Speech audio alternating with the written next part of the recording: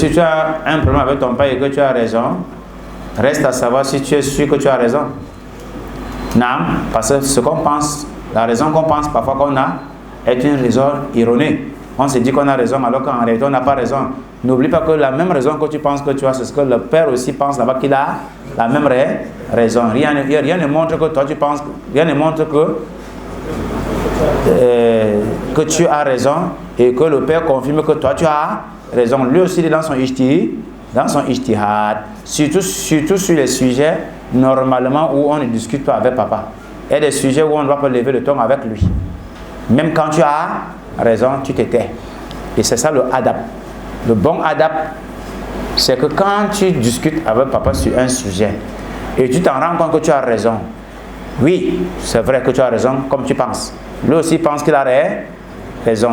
Toi, la conduite à adopter, c'est que tais-toi. Accepte que lui il a raison. Parce qu'en tant qu'adulte, et personne ne réfléchit, quand il va rester, il va essayer encore de faire des analyses. Il va constater qu'apparemment mon fils, c'est lui qui avait plutôt raison. Mais imagine-toi qu'avant qu'il ne réalise que c'est toi qui avais raison, que tu as déjà dit des mots déplacés parce que tu penses que tu as raison.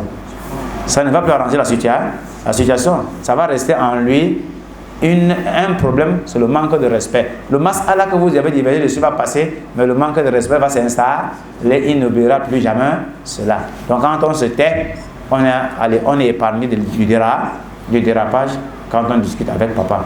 Et pourquoi même discuter?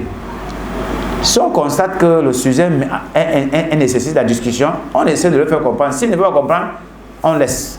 Parce qu'à force de tirer dans la dispute, on risque de dire les mots déplacés et on va regretter après. الشرح والإبانة على أصول السنة والديانة